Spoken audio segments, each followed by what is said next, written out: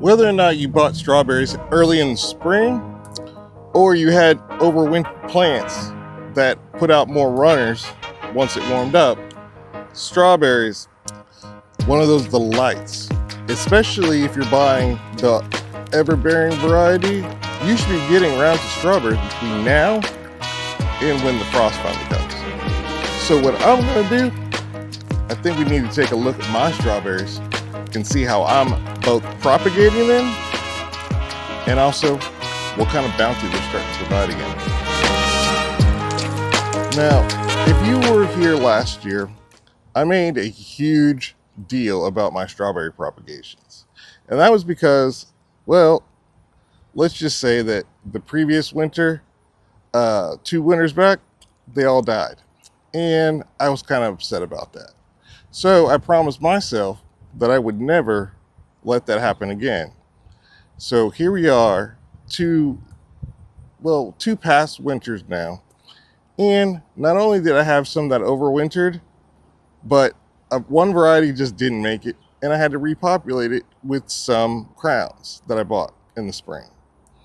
So now that everything's set and everything's been growing and the warm season's been here for a while, we got to go take a look at what's going on in my strawberries, because you know what? Even I'm surprised by what's going on with them now. Now, when I mentioned my overwintered strawberries, we're getting ready to go look at some. And if you can't hear me, I'm sorry. I got the compressor going on the AC unit, and that's where my strawberries are. So we're gonna try to roll through this anyway. So these here very strawberries, this is the 3rd year that I've had them now, 3 years. And as you can see, they're doing pretty well. We've got brand new strawberry flowers coming on. Oh yeah. And you gotta dig in here. So they're on and popping now, again. Look at all that. So your strawberries, if you overwintered them pretty well, they should be doing this well. But, oh, look here. Hold on. Oh, should we take that? Should we take that one? We'll leave it. One more day.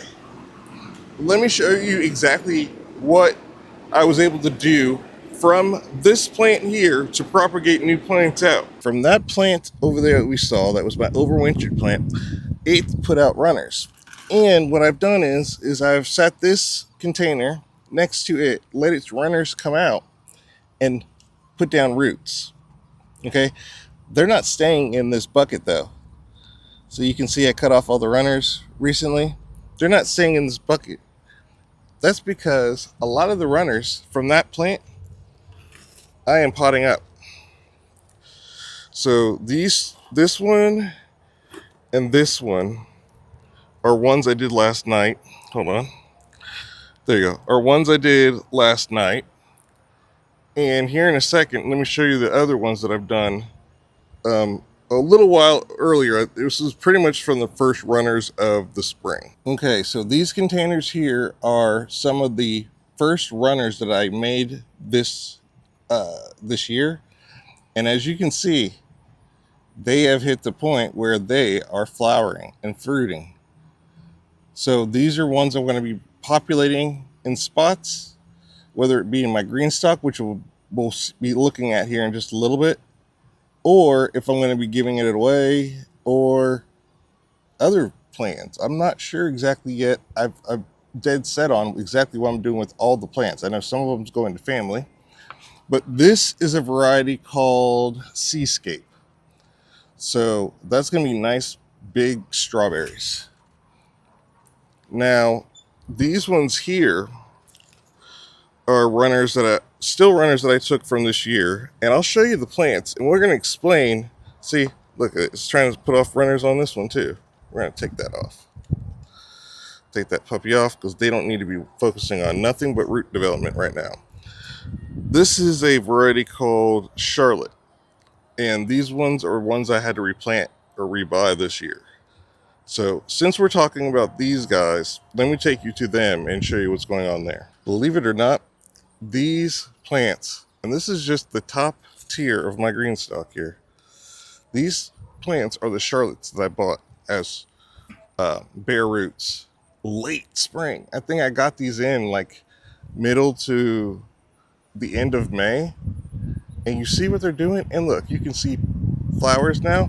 These guys put out a ton of runners. So that's why I've got those plants that are in containers that came from these plants. And this is exactly what I've done. So we've still got runners in here. And what I did was I took little small pots. I put 2 runners. So there's one runner here and another runner here. And once these guys root in, I can take out the staples that I have in them. And then what I'll do is I'll just split the pot in half and replant one of them back into here, and then another container just like it. So we've got one there and we got another one here. So that's 4 plants that I can do in pots. Now, GreenStalk does sell little side containers that you can put in a GreenStalk for this very reason, that allows you to be able to, go ahead and root in some runners without taking up your water distribution bowl up top. So because of that, I've had to water all these from their pockets. That's not a bad thing, because ever since I started doing that, these things have started to really flourish. And I am kind of excited about that. And as you can see, these all started with one runner, or with one crown, I'm telling you. And now, each one of these top tier pockets, let's see if we can get in here. There we go. Each one of these top tier pockets now have multiple crowns. They've already divided and created new ones. I mean, most of these are 2 or 3 crowns now. And like I said, now that they're starting to flower, just like this one right here, and fruit, this is going to be crazy. And this is the first. Now, they said on the site that these are 1-year-old bare roots. So technically, yes, they can fruit and flower. I didn't trim the roots at all when I got them in.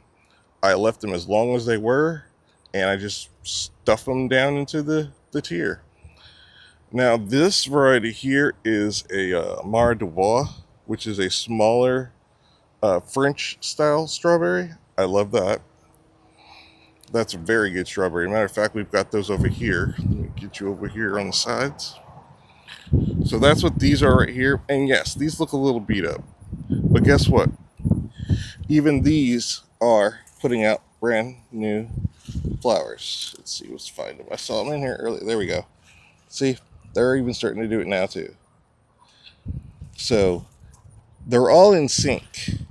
They did their running thing for a while, and now they're starting to put out flower stalks so they can make more berries. These are 3-year-old plants as well. So I'm going to have to start thinking about, see, there's fruit. I'm going to have to start thinking about replacing these plants in here with their babies. So the next time that these guys shoot out some runners, it'll probably be real late in the season, but I will be looking at plants, deciding on what's coming out and what's not. Another way I propagate is just by putting them back into the same pot that they're in, but this little tiny pot here is a little crowded. So these runners that have decent root balls on them, what I'm going to end up doing is taking this whole pot off of the stand, putting it on the table, and then letting these root out into cups so that they can go ahead and become full-fledged plants. Because you can see these little nubs that are on the bottom, that's where the roots come out. So if you're looking at runners, okay, we're snapping this one off because we already got enough runners here from one plant. And we're going to snap off this one too. There we go. We're going to snap that one off. There we go. So if you're looking at your runners and you see these little brown nubs that are on here, that's where the roots come out. So I've done it last year and it was a total pain. You can cut these off, take these inside, and let them grow out inside a house. But it's a pain in the butt. and you're going to have the lights for it as well. It's so much easier just letting nature do it and finding a way that you can get these to stay still enough for the roots to form so that you can have another plant and then snip them off. So we'll be doing that here soon because it's just time. Before I let you guys go, okay, I had to do this because if you can still see some remnants, I don't know if there's still any left. We had the rain and it washed everything out.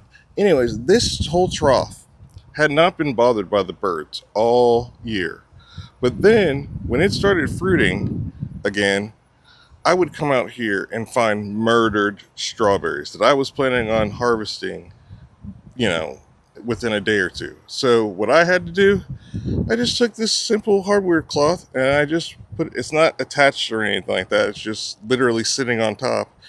And since I've done that, the birds have left these strawberries alone. And because I am a total tease, your boy is getting ready to grab one of these, which are also the Seascape strawberries. I'm about to grab some of these and eat some. So I'm sorry. But yeah, you should be having berries like this. All right, we got to get to how I keep my plants looking so lovely throughout the season. But first, time to eat. Oh my Lord. Thank God I got more where that came from. Okay, so when it comes to fertilization, I don't know whether or not a lot of other people do it the same way as I do, but this is my usual go about. In the spring, when I'm trying to wake up the plants, if I've overwintered them and they've survived, I will go ahead and hit them real heavy with some granular, and then I'll top it with my own worm castings that, I pull from my bins. That's a very important step. Fresh castings are always some of the easiest ways of getting those nutrients into that soil faster. So once I do that, I put down fresh straw and then I let them go. Now, after that, I do not put any more granular down for the rest of the season. And the reason why is that stuff takes a while to break down. By the time the plants need more granular fertilizer, we're talking about either now or maybe here in a couple of weeks, I would have to re-up that. And that doesn't give it enough time for the plants to be able to uptake that fertilizer because it'll take a while to break down. Plus, that means I would have to remove the straw, then put down more of the worm castings, and then put it back on there and hope that it breaks down in time. So instead, I go for AgroThrive. And AgroThrive has two versions of it. There's one that's called the general purpose, which is a 333, and a fruit and flower that is 335. Now, I am going to have to admit right here, right now, I am an affiliate for AgroThrive. But that's only because I use the product first. It's organic, it's liquid, and it works. And it smells way less harsh than, say, like Alaska fish fertilizer. And even with the Alaska fish fertilizer, that's higher in nitrogen than it is in phosphorus and potassium. So that's been my go-to. And then I'll feed my plants that every 2 to 3 weeks, depending on how the season goes. If it's real rainy, then I'll do it every 2 weeks. If it's just hot and I'm having to water, then I know how much water they've gotten and I'll wait like 3 weeks. But I do that religiously throughout the season so that they can keep bouncing back in between their fruiting phase and their runner phase. So that's what keeps my plants going. And especially with the GreenStalk, you got to stay up on the water. And while strawberries do not like to be soaked all the time, with the GreenStalk, you might get a day and a half in the leaf system like I have it, especially with as many strawberry plants that I have in it. I can't go further than a day and a half between waterings in each pocket in order for those strawberry plants to keep looking the way they do. Okay, there was one important thing that I almost forgot to tell you guys. Now, all of these pockets, well, let's see, I had 3 of these pockets that didn't have any plants in them because I had plants coming into the spring that I was putting into these. But you can see ones that did, that I overwintered. That one didn't make it. This one here looked like it didn't make it, but it soon shot off a plant here. Or no, that's a runner. But a lot of the plants that didn't look like it made it, I was getting ready to just give up on them and pull them out. But then this happened eventually. And it came out from this plant right here, if you can see it, that was dead.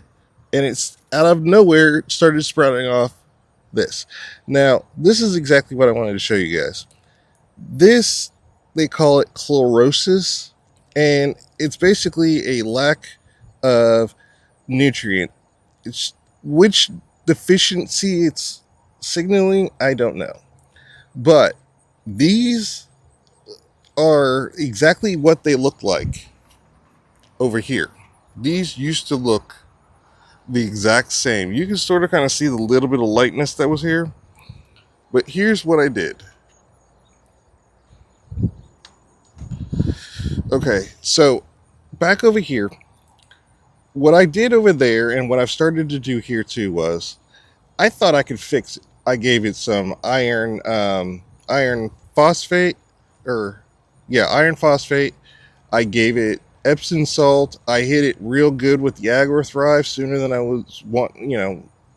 than I typically would, and it still did nothing. I watered it, nothing. And just when I was just getting ready to be like, you know what, I'm just going to pull these plants, that's when the growth happened. And it kind of happened with some of these too. You can sort of kind of see those down there still have some remnants of the yellowing. Let me tell you what I did. So this is the lesson here. The most important thing that I did, I stopped trying to baby them. I stopped feeding them. I stopped giving them amendments. I stopped watering all the time. I didn't do anything. And the second that I stopped, let those plants figure it out for themselves, that's when I started getting results back on the trough of strawberries. And just like with that other one that I just showed you, it's already starting to put out more flowers. That's the first thing. I cut off those flowers. So I'm going to cut those flowers off because that plant's just too small to grow berries right now. But other than that, I let the plant figure it out for itself. If it lives, it lives. If it dies, it dies. But it's not up to me to make that plant survive, because if it wants to survive, I just need to go hands off on it and let it do its thing.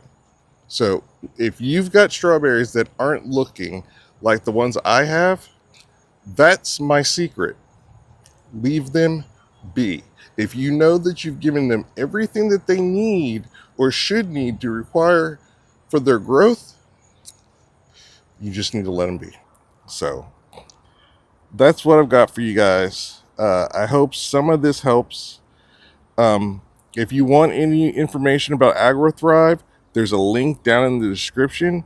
If you use my code that's down there, or sorry, not my code, but my link, it'll get you a slight discount on AgroThrive, and it'll help your boy out a little bit. And I also have a code for GreenStalk down in the description, so it's good for $10 off $75 or more purchase.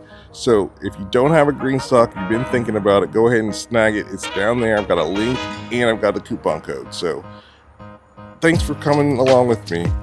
If you guys have any questions or any kind of want any info about anything I've discussed here, just let me know in the comment section. So for now, I'm your boy, Big Wheel Dog 82. So I'm gonna see you guys later.